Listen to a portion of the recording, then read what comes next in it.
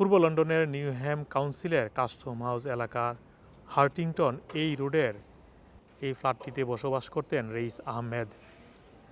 ৫ October এই বিল্ডিংয়েরই তার এক প্রতিবেশীর ছুরির আঘাতে ৪৮ ঘণ্টা হাসপাতালে থাকার পর গতকাল ৭ অক্টোবর মৃত্যুবরণ করেন রইস আহমেদ।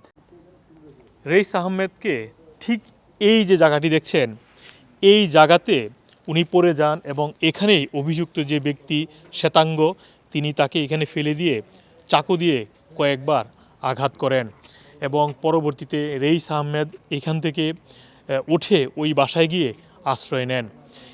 আমরা যেটা জানতে পেরেছিলাম যে অভিযুক্ত শ্বেতাঙ্গ ব্যক্তি তিনি এই ফ্ল্যাটে বসবাস করেন এবং এই উইন্ডো খোলা ছিল, এই উইন্ডো থেকে উনি চাকু নিয়ে তারপর রইস আহমেদ সহ এখানে যারা ছিলেন আরও কয়েকজন তাদের উপর আঘাত করার চেষ্টা করেন। তবে রইস আহমেদ তিনি এখানে বিনের কাছে পড়ে যাওয়ার কারণে তিনি আর দৌড়ে পালাতে পারেননি বিধায় অভিযুক্ত ওই ব্যক্তি তার উপর ছুরি দিয়ে কয়েকবার আঘাত করতে থাকেন।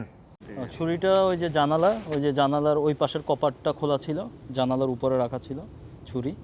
আর ওনাকে যখন স্ট্যাপ করে দুই চোখের মাঝখানে, উনি ঠিক এই জায়গাটায় পড়ে যান, এই যে বিনের পাশে, বিনের এখানে পড়ে যান এবং ও ওনার বুকের উপরে বসে স্ট্যাপ করতে থাকে। আমি আর ও ছেলে, আমার আঙ্গুলে আমি আঘাত পাই আর আমার ঘাড়ে তারে আমি ব্যথা পাই। বাট স্ট্যাবিংটা আমি আর ওর ছেলে যখন ওনার ছেলে যখন ওনাকে সেভ করতে আসি, ও স্ট্যাবিং ওনার ছেলের গায়ে লাগে, আমার গায়ে লাগে না। ঘটনার সূত্রপাত ঘটেছিল এই কমিউনাল যে দরজা রয়েছে সেটি বন্ধ করাকে কেন্দ্র করে। অভিযুক্ত শ্বেতাঙ্গ ব্যক্তি এখানে বসে কাজ করছিলেন ওই দরজা খোলা রেখে। তবে রইস আহমেদ বের হওয়ার সময় ওই দরজাটি বন্ধ হয়ে যায়। পরবর্তীতে তাদের মধ্যে কথা কাটাকাটি এবং এক পর্যায়ে অভিযুক্ত ওই শ্বেতাঙ্গ ব্যক্তি এসে ছুরি দিয়ে কয়েকবার আঘাত করেন। যে রইসউদ্দিন আহমেদ পুলক, ওকে আমি ছোটোবেলা থেকে চিনি। ও আমার লোকাল, আমি ফরিদপুর শহরে একসাথে আমরা গড়ে ওঠা মানুষ। আমরা একই এলাকায় পাশাপাশি বাসায় থাকতাম। অমায়িক একটা জেন্টেলম্যান। এমনি আপনারা ওনার লাশ কি করা হবে?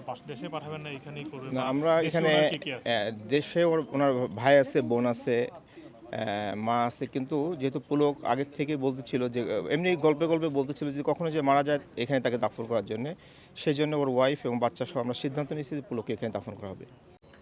রইস আহমেদের বাড়ি বাংলাদেশের ফরিদপুরে। ২০০৯ সালে যুক্তরাজ্যে সপরিবারে আসেন ইউরোপের দেশ পর্তুগাল থেকে।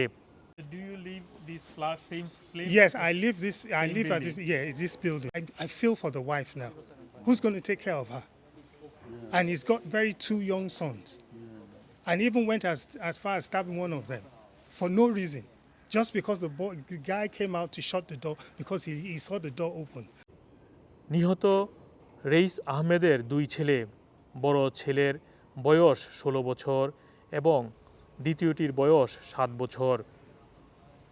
মোহাম্মদ আব্দুল হান্নান, 2A নিউজ, যুক্তরাজ্য।